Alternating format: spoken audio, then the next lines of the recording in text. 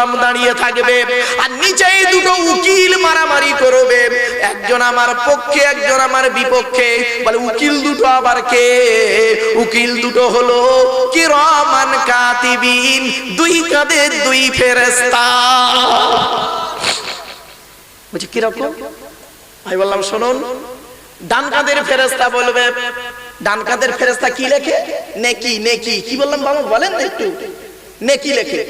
ডান কাঁধের ফেরেশতা বলবে আল্লাহ, ডান কাঁধের ফেরেশতা মানে উকিল, আমার উকিল মানে ভালো পক্ষে উকিলটা বলবে, আল্লাহ আপনার ওই নবী পাশে দাঁড়িয়ে আছে মুহাম্মদ সাল্লাল্লাহু আলাইহি ওয়াসাল্লাম, জিজ্ঞেস করুন উনি পৃথিবীতে বলে এসেছেন একবার দরুদ শরীফ পড়লে 10টা নেকি, উনি বলেছেন, আছে না হাদিসে? আর এই জলসায় আব্দুল্লাহ গিল মারুফ 3 ঘন্টা জলসা করেছে, 40 বার দরুদ শরীফ পড়েছে। আবার কোরআনের আয়াত আপনার ওই নবী বলে এসেছেন একটা কোরআনের অক্ষর বললে 10টা নেকি, অনেকগুলো আয়াত পড়েছে, জীবনে অনেক নেকি করেছে, খতম করেছে, ওয়াজ করেছে, এত নেকি করেছে, এই দেখুন এতগুলো নেকি প্রমাণ তার। আমি এক কথাই বলে দিচ্ছি, আজকের আব্দুল্লাহ গিল মারুফকে বেকসুর খালাস দিয়ে জান্নাতুল ফেরদাউস লিখে দেওয়া হোক। ডান কাঁধের ফেরেশতা বলল, বলার পরেই যখন স্টপ ওনার বলা বন্ধ হয়ে যাবে, বাম কাঁধের ফেরেশতা কি লেখে? গোনা। বাম কাঁধের ফেরেশতা উঠে দাঁড়িয়ে বলবে অবজেকশন ইওর অর্ডার, মালটা মোটেই ভালো ছিল না। বুঝতে পারছেন না? যেই বাম কাঁধের ফেরেশতা উঠে বলবে ওই দেখুন, এবার বাম কাঁধের ফেরেশতা বলবে আপনি কোরআনে বলে দিয়েছেন সুদ খাওয়া হারাম, ঘুষ খাওয়া হারাম, ব্যভিচার করা হারাম, জেনা করা, এই মিথ্যা কথা বলা হারাম, চিটিংবাজি করা হারাম, মদ খাওয়া হারাম, পাপ মানে শিরক করা হারাম, ইত্যাদি ইত্যাদি হারাম। 250টা হারাম বলেছেন, কোরআনে আছে 250টা হালাল, 250টা হারাম। কত কত কত? 250টা হারাম। আমরা কটা হারাম বলি? কটা? 10-12টা হারাম বলতে পারবো? 250টা হারাম আছে, কোরআনে লেখা আছে 250টা হারাম, 250টা হালাল। তখন 250টা, যখন ফের বাম কাঁধের ফেরেশতা বলবে আপনি কোরআনে বলেছেন আপনি আপনার আইনের লতে, এটা ল, আমি according to Islamic law, according to Indian law, দুটো ল নিয়েও টুকটাক পড়াশোনা করি গো বাবা। আমার পরিচয় আমার বন্ধুর কাছে পেয়ে যাবে। যাই হোক, আমি তো একজন গভর্নমেন্ট সার্ভিস করা মানুষ, বাস্তবটাই তুলে ধরলাম বাপ। তো এই আপনার এই সংবিধান, এটা সংবিধানের বই কিতাব, এই সংবিধানে আপনি বলে দিয়েছেন 250টা হারাম, প্রত্যেকটা হারাম ওই আব্দুল্লাহ গিল মারুফ করেছে, ও কিন্তু প্রকাশ্যে করেনি।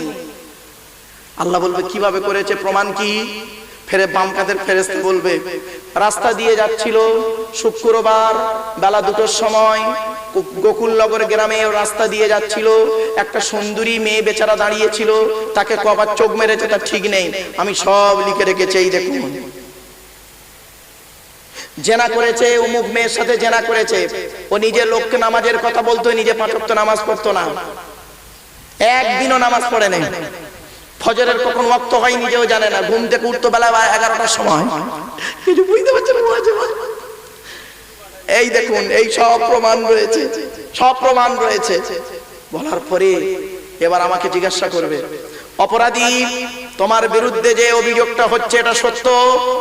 তখন আমি কি বলবো?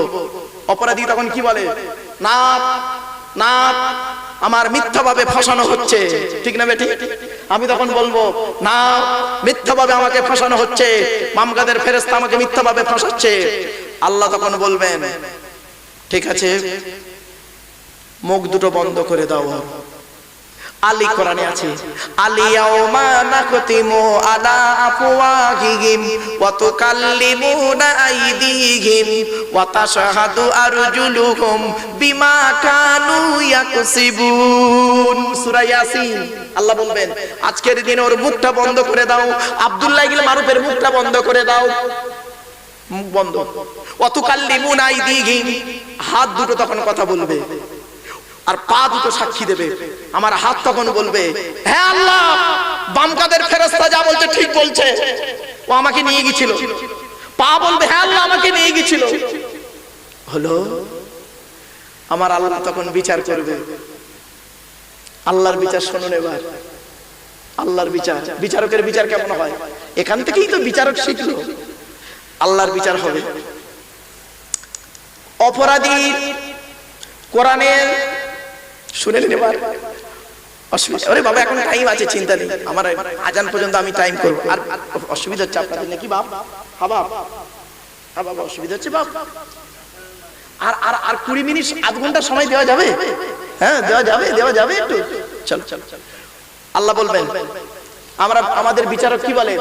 অপরাধীর ভারতীয় সংবিধানের এত নম্বর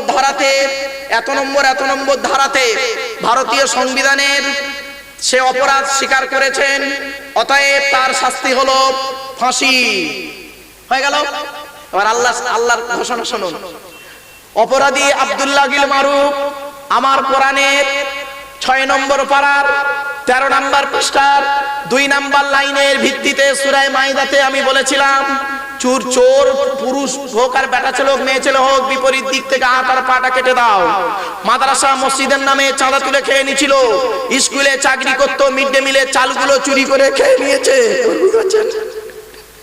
স্কুলের হেডমাস্টার